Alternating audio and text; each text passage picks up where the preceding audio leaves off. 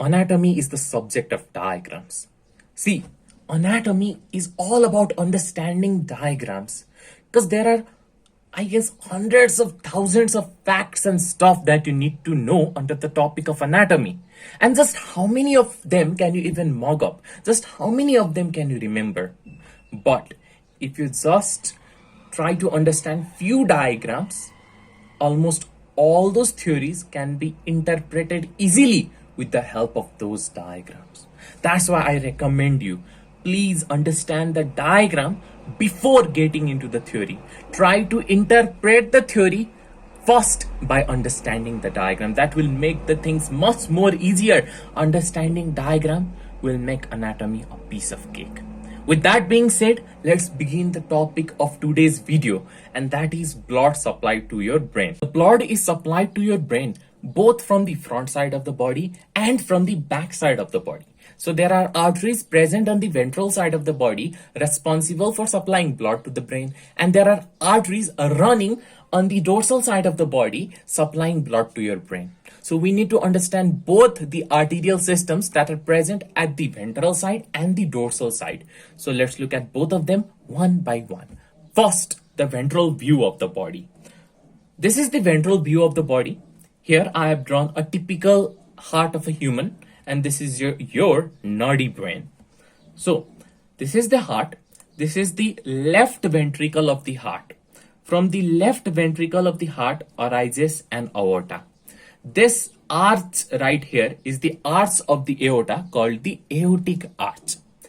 The aortic arch gives rise to three other branches. Here's one and here's two. Out of the three branches, one branch is present on the right side of the body and the other two branches are present at the left side of the body. The branch that is present on the right side of the body is called the brachiocephalic artery. And the branches that are present on the left side of the body are the left carotid, common carotid artery, and the left subclavian artery. So what did I say? From the left ventricle of the heart arises an aorta. The aorta contains the aortic arch. The aortic arch gives rise to three branches. Out of the three branches, one branch is present on the right side of the body and the other two are present on the left side of the body. The branch present on the right side of the body is the brachiocephalic artery.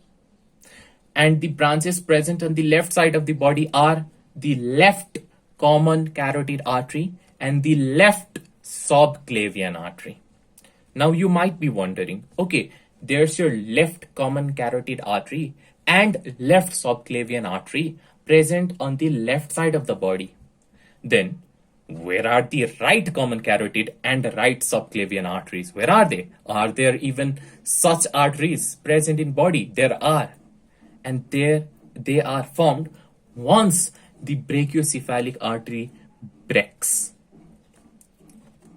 So it's the brachiocephalic artery that finally breaks into the right common carotid artery and the right subclavian artery. So this is the common carotid artery present on the right side of the body, so-called right common carotid artery. And this is the subclavian artery present on the right side of the body, so-called right subclavian artery. Now, the blood from the heart flows through the left common carotid artery and the right common carotid artery, which later form internal carotid artery. So here's the two carotid arteries, which are the common carotid arteries. They finally form the internal carotid artery. Internal carotid artery. And through these internal carotid artery, the blood finally flows into the brain and reach the circle of Willis, which is present at the base of the brain. So this is how blood gets supplied to the brain from the front side. This is how the arteries running from the ventral side supply blood to the brain. Since the major arteries that are responsible for supplying blood from the ventral side are the carotid arteries, so this system is also called the carotid arterial system. Since this carotid system is supplying blood to the brain from the ventral side. So it's also called the anterior system. So let me revise it in very short. Here's your heart. From the heart arises the aorta. The aortic arch branches into three major branches. There's your brachiocephalic artery, left common carotid artery, and the left subclavian artery. The brachiocephalic artery breaks into the right common carotid artery and the right subclavian artery. It is through the right common carotid artery and the left common carotid artery that the blood flows to the brain by passing through the internal carotid arteries that are formed from the right and left common carotid artery. This is how blood is supplied to your brain from the front side of the body. But what about the posterior side or the dorsal side of the body? So, your heart gives rise to aortic arc. From the aortic arc arises the right subclavian artery and the left subclavian artery. The right subclavian artery as well as the left subclavian artery give rise to a new artery or a new branch. This is the one branch and this is the other branch. What's so special about this branch?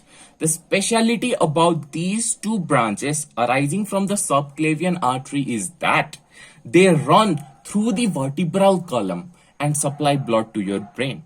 And you know that the vertebral column or backbone is present at the posterior region or the dorsal region of the body. So they are supplying blood to your brain through the posterior region or the dorsal region.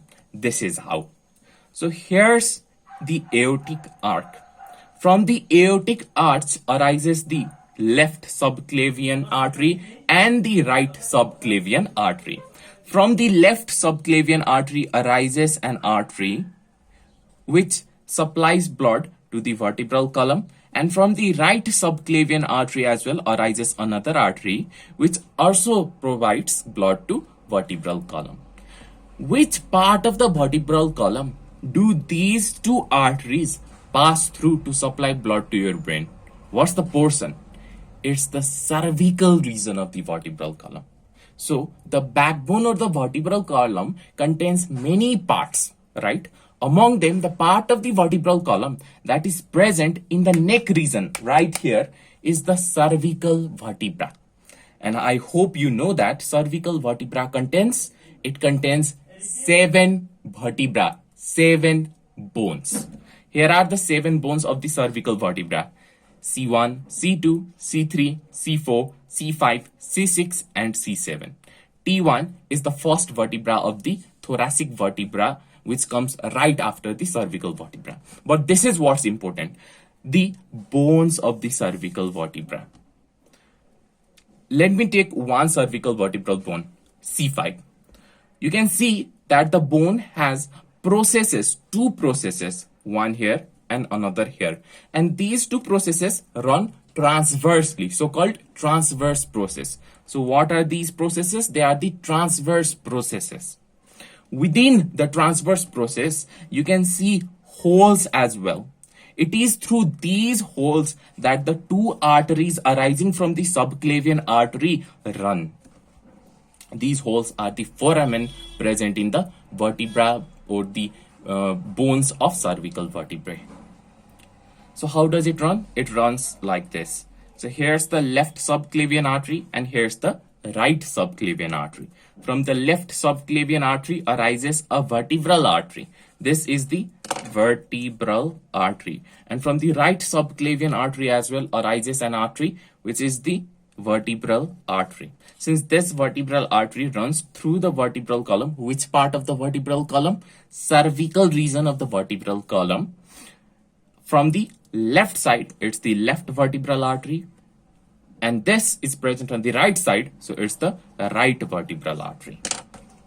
So the left vertebral artery passes through the foramen of the cervical bones of the cervical vertebra present at the neck region, just like this.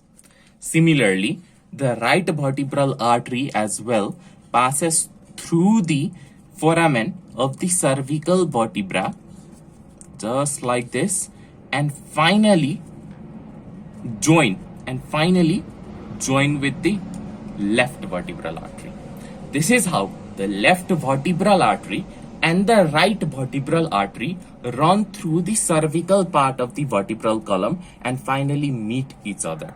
Once the two arteries arising from the subclavian artery meet each other, they form a common artery, this right here. And this common artery has been given the name basilar artery. The reason being, this basilar artery is present at the base of the brain. That's why the name basilar artery. This basilar artery finally enters the cranial cavity, the cavity present inside the cranium, and supplies blood to your brain. But here's the question. How does it enter your cranial cavity? Is there a door? Is there a hole? Is there a gufa? Is there anything for the basilar artery to penetrate through? There is. So here's your cranium. At the back of the cranium, there's a bone called occipital bone.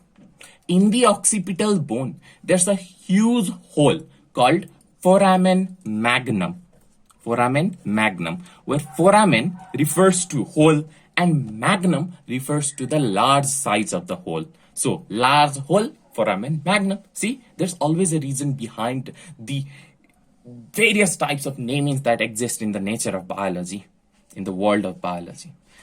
Okay, so the basilar artery formed by the combination of the left vertebral artery and the right vertebral artery that arise from the left subclavian artery and the right subclavian artery that pass through the cervical vertebra, passes through the foramen magnum and enters the cranial cavity and finally meets with the ring of Willis that is present at the base of the brain to supply blood to your brain. So this is how blood is supplied to your brain from the posterior side or from the dorsal side. Since the major arteries responsible for supplying blood to your brain from the dorsal region are the vertebral artery and the basilar artery, so this system of arteries is also known as vertebral basilar or vertebrobasilar system. Since this system of arteries is supplying blood from the dorsal region, it's also called the posterior system.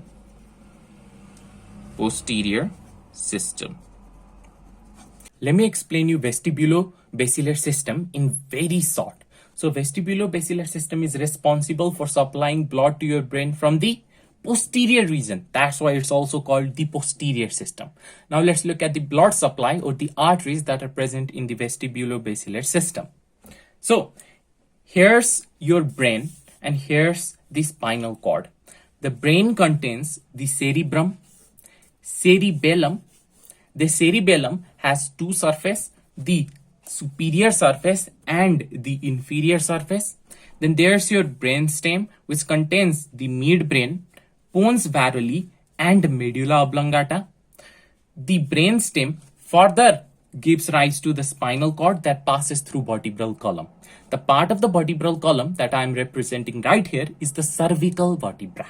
Now let's look at the different arteries. So here's a typical human heart which gives rise to aorta. This is the arc of the aorta. From the arc of the aorta arises the right subclavian artery. This right here is the right subclavian artery and the left subclavian artery. This right here is the left subclavian artery. From the right subclavian artery arises the right vertebral artery, and from the left subclavian artery arises the left vertebral artery. The right vertebral artery passes through the transverse foramen present within the cervical vertebra and reaches the base of medulla oblongata. Similarly, the left vertebral artery also passes through the transverse foramen present within the cervical vertebra and reaches the base of medulla oblongata. So this is the right vertebral artery and this is the left vertebral artery. Okay, here's the thing. Let's suppose this right here is the spinal cord and this is the medulla oblongata of the brainstem. The two vertebral arteries, they are running somewhat like this. They are at the sides of the spinal cord. Once they reach the base of medulla oblongata, they twist or bend forward. Why do they need to twist forward? So they can enter the cranial cavity through the foramen magnum. That is why they need to twist forward so that they can finally meet forward and enter the cranial cavity. So here's the right vertebral artery and here's the left vertebral artery. The two vertebral arteries, they twist forward and upward and medially. Forward, upward and medially and meet somewhere here. Where's somewhere here? Okay. So here's pons varili and here's medulla oblongata. At this region is the junction between pons varili and medulla oblongata called the pontomedullary junction. It is at the pontomedullary junction, somewhere at the middle of the pontomedullary junction, where the two vertebral arteries meet. So right here. After the two vertebral arteries they meet, they form the basilar artery. This basilar artery passes through the pons varili and the midbrain. Now, within the midbrain, somewhere here is the region from where the third cranial nerve arises. From here, third cranial nerve arises. Right above this location from where the third cranial nerves arise, the basilar artery bifurcates into two other arteries. So here's one artery and then here's another artery. These two other arteries, they flow backward or supply blood to the posterior region of cerebrum. Here's the cerebrum. These two arteries are supplying blood to the posterior region, back region of cerebrum. And that's exactly why these two arteries coming from the basilar artery are called the posterior cerebral, not cerebellar, cerebral artery. This right here is also the posterior cerebral artery. Fine. Now from the two vertebral arteries arise branches that supply blood to the cerebellum. Let's see those branches. So from this vertebral artery arises one branch right here. And from this vertebral artery arises another branch right here. These two branches are supplying blood to which structure? Cerebellum. Which part of cerebellum? So here's the inferior portion. Here's the superior portion. Within the inferior portion, this is the posterior region of the inferior portion and this is the anterior region of the inferior portion. To the posterior portion of the inferior portion of cerebellum, these two arteries are supplying blood to. That's why these two arteries are named posterior, inferior, cerebellar artery. Posterior, inferior, cerebellar artery. In short, PICA. So PICA supplies blood to the inferior portion of the cerebellum. However, which part of the inferior portion of cerebellum? The posterior part of inferior portion of cerebellum. So called posterior inferior cerebellar artery or PICA. Similar to PICA, there are two other branches arising from basilar artery or sometimes from your vertebral artery that supply blood still to the inferior portion. However, now not to the posterior of the inferior portion, instead to the anterior of the inferior portion. So called anterior inferior cerebellar artery, anterior inferior cerebellar artery or ICA. So PICA and ICA, these two supply blood to the inferior portion of cerebellum. From the basilar artery, two other branches arise. One here and one here. These two branches are supplying blood to the superior portion of cerebellum, so called superior cerebellar artery, superior cerebellar artery. Now here's the thing. PICA does not just supply blood to the inferior portion of cerebellum, it also supplies blood to the lateral portion of medulla oblongata. Similarly, ICA does not just supply blood to the inferior portion of cerebellum, they also supply blood to the lateral portion of pons varili. Now, the part of the vertebral artery within medulla oblongata has branches, and these branches, they supply blood to medulla oblongata, so called medullary artery. Similarly, the part of the basilar artery that is within pons varili also has branches. These branches, they supply blood to pons varoli, so-called pontoid arteries. Now, let's talk about the spinal cord. Now we know the supply of blood to your cerebellum, to your medulla oblongata, to your pons varoli, to your midbrain. What about midbrain? The PCA that is supplying blood to the back or the posterior region of the cerebrum is not just supplying blood to the posterior region of cerebrum, it's also supplying blood to your midbrain, just like here. Now the only part remaining is the spinal cord. Let's look at it. From the two vertebral artery arise two branches. These two branches finally meet each other to form a single artery that flows downward. This particular artery passes through the middle of the spinal cord. But what part of the spinal cord? The front part or the back part? You can see from the diagram itself, it's passing through the front part or the anterior part of the spinal cord. So obviously it's the anterior spinal artery. Let me show you even better with the help of transverse section of spinal cord. So here's the transverse section of spinal cord. What you see here is a fissure. Fissure mane gaddha or a depression.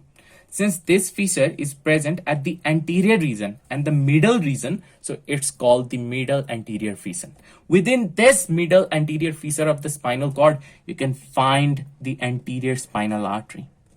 Right here, it's lodged within the fissure, medial fissure. And this anterior spinal artery running anterior to spinal cord supplies blood to 2/3 portion of spinal cord. What about the rest? For rest, there are other arteries. The same way there's the anterior spinal artery, there are two posterior spinal arteries, one here and the other right here. These two posterior spinal arteries are present at the lateral sides of the spinal cord, so-called the lateral posterior spinal arteries. However, even this is not enough. Along with these three arteries, there are arteries present segmentally. What do I mean by segmentally? Arteries that supply blood to segments of spinal cord. And these finally fulfill the need of blood to your spinal cord. So here are these segments. These segments supply blood to spinal cord. Am I missing something? Yes, the posterior arteries. So here's the anterior spinal artery, and here are the two posterior spinal artery. One here and the other right here. So that completes the vestibulobasilar system. Now let's look at carotid system in short. So what I have here is the left sagittal section of the cranium. And a human cranium contains three fossa: the anterior cranial fossa, the middle cranial fossa, and the posterior cranial fossa. At the posterior region of the cranium, there's a bone called occipital bone somewhere right here. This occipital bone has a large hole called foramen magnum, and it is through this foramen magnum that the spinal cord enters the cranial cavity. Not just the spinal cord, the vertebral arteries or the vertebrobasilar system also enters the cranial cavity through this foramen magnum. But that's not what we are here to talk about. We are here to talk about the system that is present anteriorly and supplies blood to the brain anteriorly, and that's the carotid system. Let's look at it. So from the heart arises the common carotid artery. So this right here, oh shit, I'm out of ink. So this is the common carotid artery. Common carotid artery. Since this is present on the left side, because I have drawn the left sagittal section of the head. So it's the left common carotid artery. The left common carotid artery splits into external carotid artery and internal carotid artery. Now here's the thing. The circle of Willis that is responsible for supplying blood to your brain is present inside the cranial cavity. Fine. But where exactly is it present? Because the brain is surrounded by meninges, and there are three meninges from inside to outside: pia mater, arachnoid mater, and dura mater. In between pia mater and arachnoid mater, there's the subarachnoid space which is filled with cerebrospinal fluid. Now the question is, where exactly is the circle of Willis even present? Is it present in the pia mater? Is it present in the cerebrospinal fluid of subarachnoid mater? Is it present in the arachnoid mater, or is it present in the dura mater? Where exactly is the circle of Willis present? And the answer to that question is, the circle of Willis is actually present floating in the cerebrospinal fluid of subarachnoid matter. And that's exactly our objective. Our objective is to make sure that the internal carotid artery reaches the subarachnoid matter so that it can join with the circle of Willis. So let's get into that. Here's the internal carotid artery. The internal carotid artery, once it reaches the wall of the skull, it enters through a canal. Since this canal is through which the internal carotid artery passes, it's called the carotid canal. So here's the carotid canal. Okay. But the thing is, the carotid canal does not communicate the internal carotid artery directly with the fossa present inside the cranium. It bends slightly. That is, if here's the entry of carotid canal, the exit of carotid canal is not present here.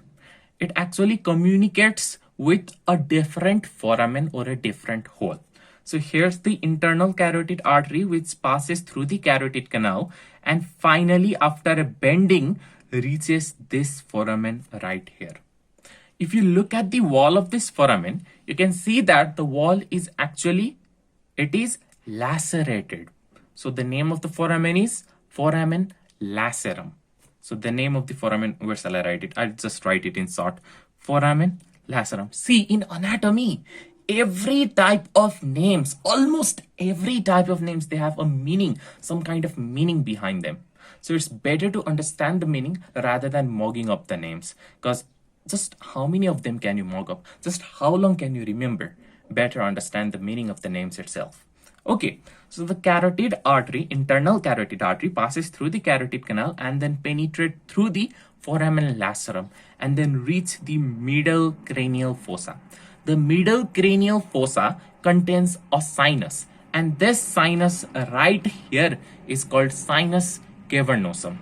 Sinus cavernosum, in short, SC. Okay, so the internal carotid artery passes through sinus cavernosum. It passes through the sinus cavernosum by bending, and finally, once it penetrates through the sinus cavernosum, that is when it finally reaches the subarachnoid space. That is when it finally reaches the cerebrospinal fluid of subarachnoid space. After the internal carotid artery reaches the subarachnoid space, it gives off some major branches. Let's look at them. Okay, first and foremost, there's one branch arising from the internal carotid artery that enters the orbital cavity. What's the orbital cavity? Orbital cavity is where your eye is placed. So the cavity, huge cavity that is present right here is the orbital cavity. And the hole or the canal through which the branch of the carotid artery enters the orbital cavity is the optic canal. So this is your optic canal. So a branch from the internal carotid artery enters into the orbital cavity through the optic canal. Now, this particular artery that enters the orbital cavity is called ophthalmic artery, and you might have already guessed why. Ophthalmo is related with eye. Since this artery is headed towards your eye, it's called the ophthalmic artery. Ophthalmic artery. Now this ophthalmic artery has many branches. However, we are going to talk about one major branch out of those many. This major branch supplies blood to your eye, more specifically the vascular region of your eye. And this particular artery that supplies, or this particular branch of the ophthalmic artery that supplies blood to your eye, is the retinal artery, RA. Okay. Now, the ophthalmic artery, sorry, not the ophthalmic artery, here's the ophthalmic artery. So here's the internal carotid artery which passes through foramen lacerum and then sinus cavernosum and gives off a branch called ophthalmic artery, which gives off many other branches, among which the major branch is the retinal artery that supplies blood to your eye. Okay. So at the end of internal carotid artery, it splits into two other arteries. What did I say? So the internal carotid artery reaches the subarachnoid space, and at the end, it splits into two other arteries. One branch of the internal carotid artery supplies blood to the anterior region of cerebrum, so called the anterior cerebral artery, and the other branch supplies blood to the lateral region of the cerebrum, so called the middle cerebral artery. See, there are your carotid arteries headed towards your brain. At the end of the carotid artery, internal carotid artery, not the external, internal. At the end of the internal carotid artery, it splits into two other arteries. One that supplies blood to your anterior region of cerebrum, front region, so called anterior cerebral artery. And the other that supplies blood to your lateral region of cerebrum, so called middle cerebral artery. I hope you have understood it now. So this completes the carotid system that supplies blood to your brain from the anterior region. However, there are two more major branches arising from internal carotid artery. One branch links the carotid system that is present anteriorly, or communicates the carotid system that is present anteriorly with the vestibulobasilar system that is present posteriorly. And that's exactly why it's called the posterior communicating artery. Similarly, there's another artery. See, both these arteries arising from the internal carotid artery are headed posteriorly. Since this particular branch is communicating or connecting this anterior system with the posterior system, it's called the posterior communicating artery. However, this particular artery right here, even though it is moving posteriorly, it is called anterior choroid artery. Let me explain you why. So it's called the choroid artery because it supplies blood to the choroid plexus of the brain. That's where the cerebrospinal fluid is made.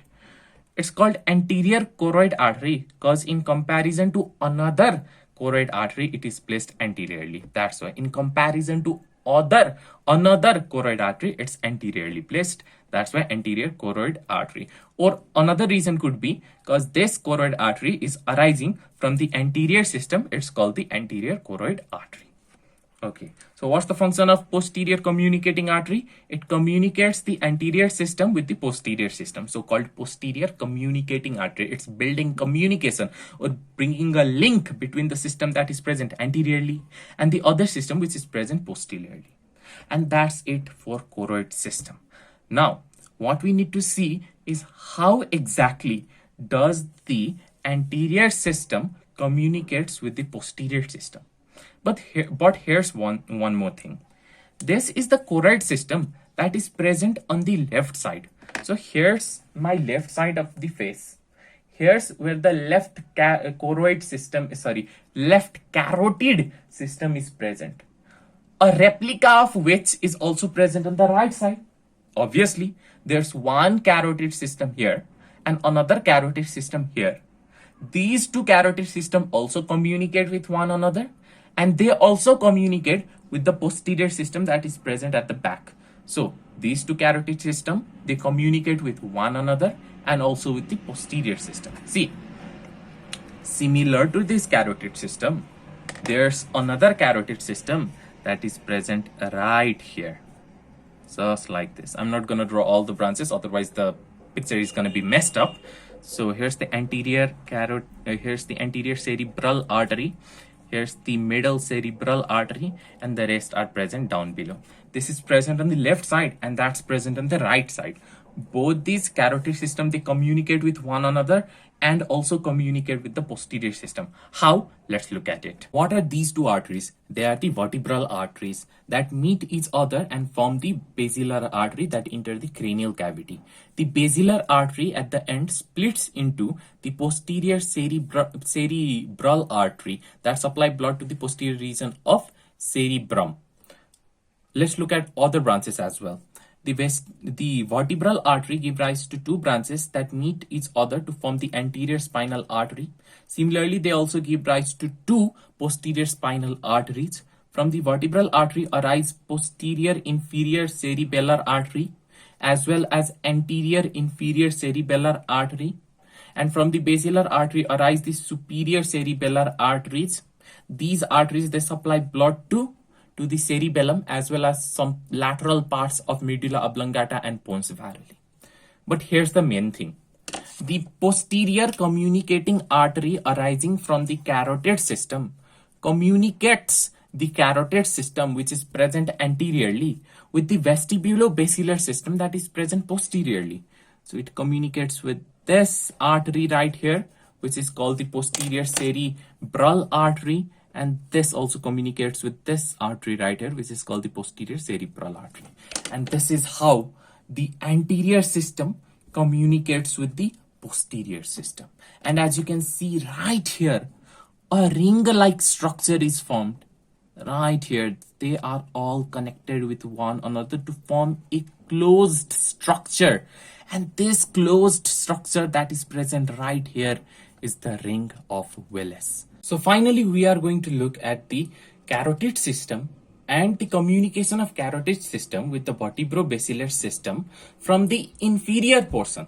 That is, if I take my brain and take it out and then look at it from the bottom or from the inferior portion, it would look something like this. So this is what it looks like. These two